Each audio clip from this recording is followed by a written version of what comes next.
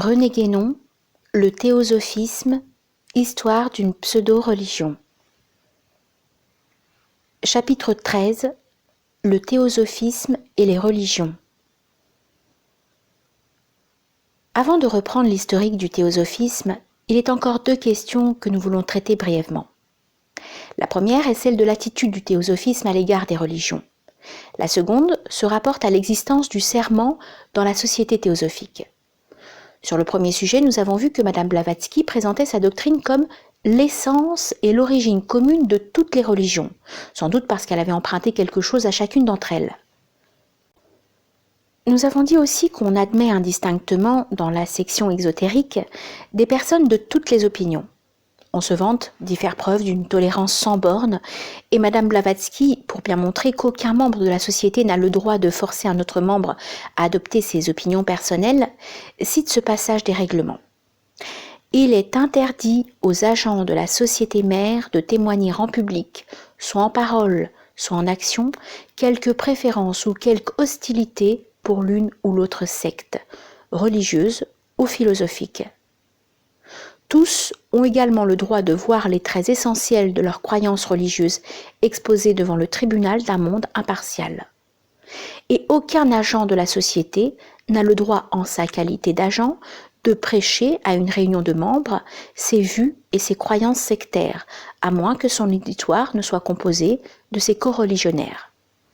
Quiconque, après avoir été sérieusement averti, continuera d'enfreindre cette loi sera provisoirement démissionné ou bien expulsé. Fin de citation.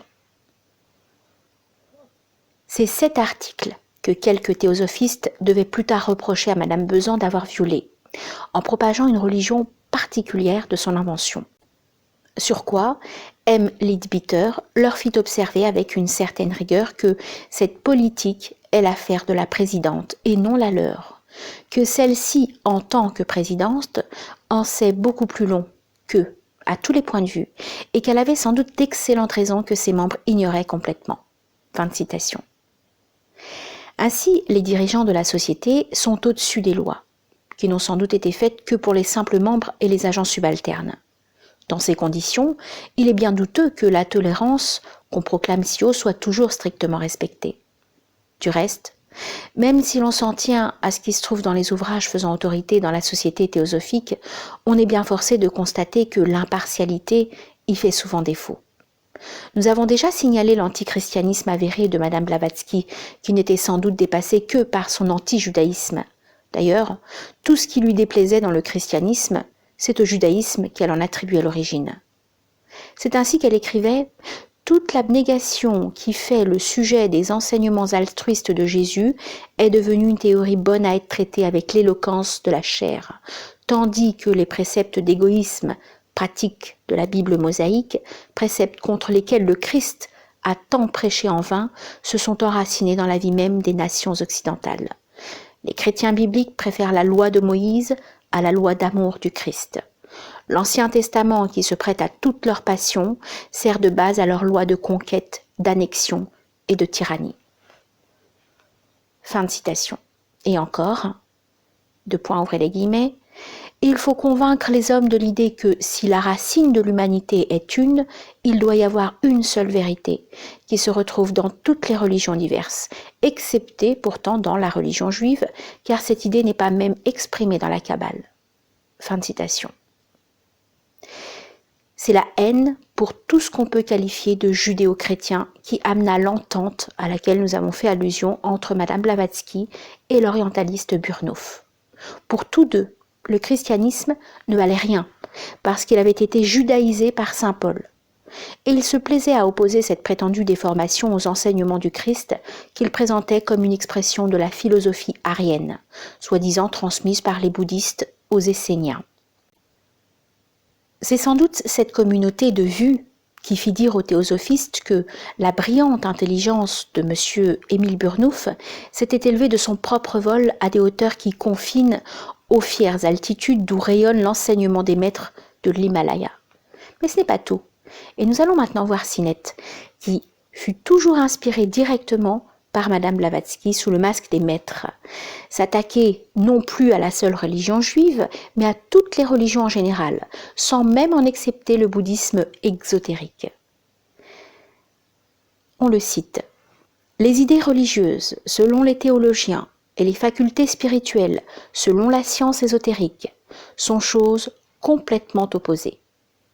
Rien ne peut être plus désastreux pour les progrès humains, en ce qui regarde la destinée des individus, que cette notion encore si répandue qu'une religion, quelle qu'elle soit, suivie avec un esprit pieux et sincère, est une bonne chose pour la morale, et que si tel ou tel point de doctrine vous semble absurde, il n'en est pas moins très utile de conserver pour la grande majorité des peuples des pratiques religieuses qui, observées dévotement, ne peuvent produire que de bons résultats.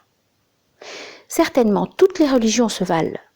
Elles sont toutes également dangereuses pour l'ego, dont la perte est aussi bien tirée dans l'une que dans l'autre, par son incrustation complète dans leurs pratiques.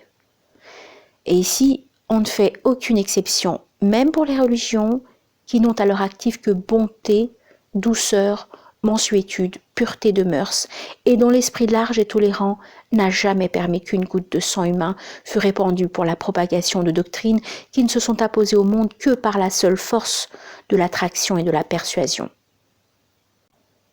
Ce qui doit frapper surtout, c'est combien cette doctrine ésotérique est opposée à l'idée de maintenir les hommes sous le joug de n'importe quel système clérical, dont les dogmes et les enseignements sont faits pour abaisser les caractères, terrifier l'imagination. Quoi de plus abrutissant que la pensée d'un Dieu personnel, de la toute-puissance et du bon vouloir duquel les humains dépendent entièrement, d'un Dieu qui attend l'heure de leur mort, qui les guette pour les précipiter après quelques années d'une vie souvent fort malheureuse, dans un abîme de douleurs éternelles ou de joie sans fin. Fin de citation. L'idée d'un Dieu personnel si odieusement caricaturée dans ce dernier passage est d'ailleurs une de celles qui ont été le plus souvent et le plus énergiquement repoussées par les théosophistes, au moins pendant la première période. Nous citons. « Nous ne croyons point, dit Madame Blavatsky, en un Dieu semblable à celui des chrétiens, de la Bible et de Moïse. Nous rejetons l'idée d'un Dieu personnel ou extracosmique et anthropomorphe, qui n'est que l'ombre gigantesque de l'homme, sans même reproduire ce qu'il y a de meilleur dans l'homme. Nous disons, éprouvons que le Dieu de la théologie n'est qu'un amas de contradictions, une impossibilité logique. » Fin de citation.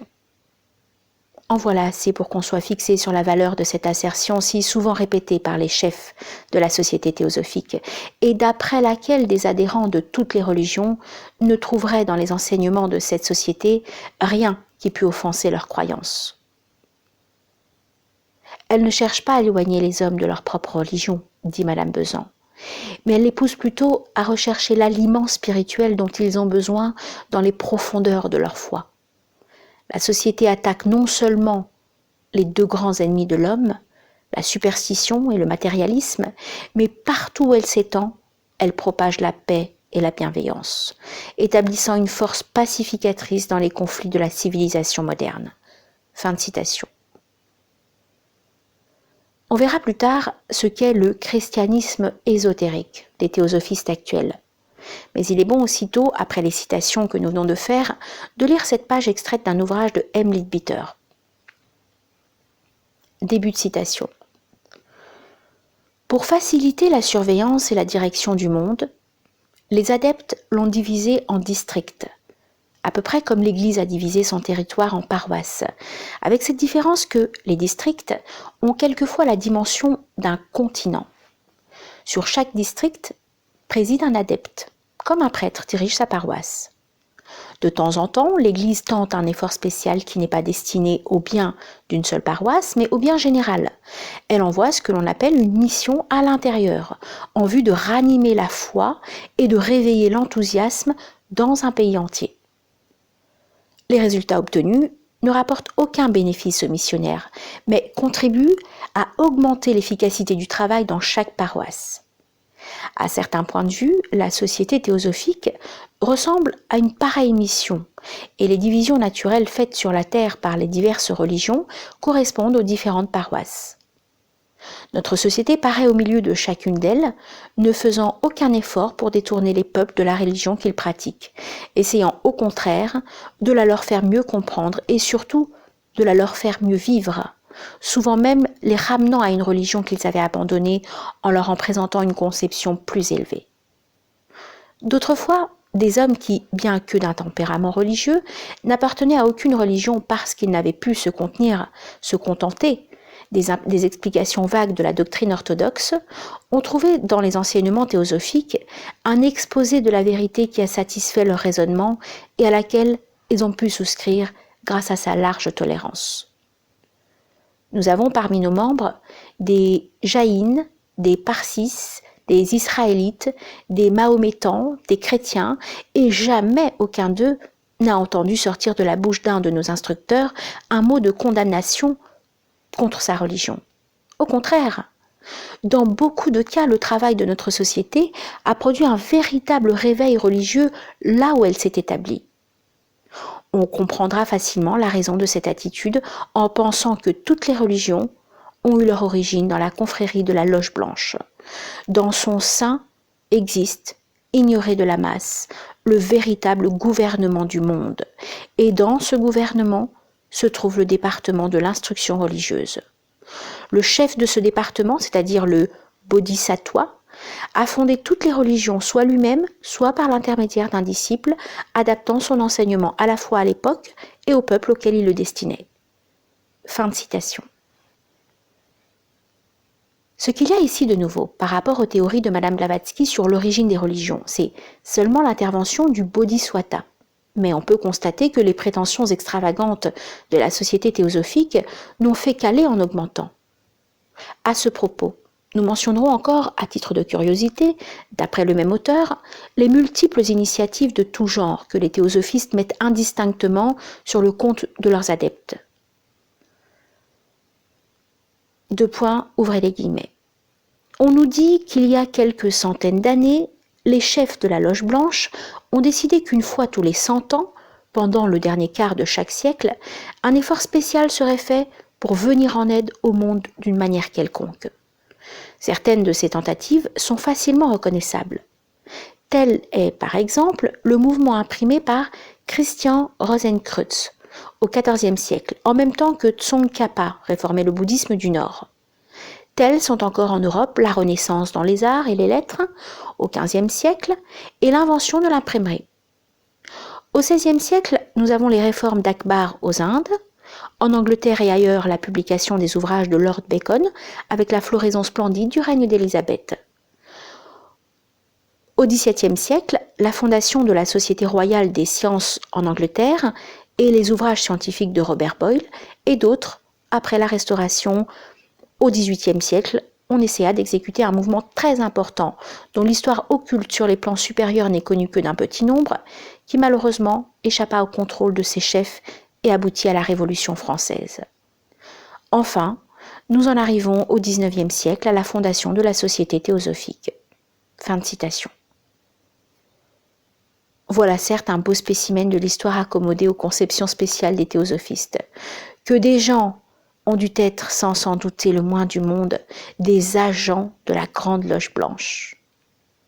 S'il n'y avait que des fantaisies comme celle-là, on pourrait se contenter d'en rire, car elles sont trop visiblement destinées à en imposer aux naïfs, et elles n'ont pas, après tout, une très grande importance.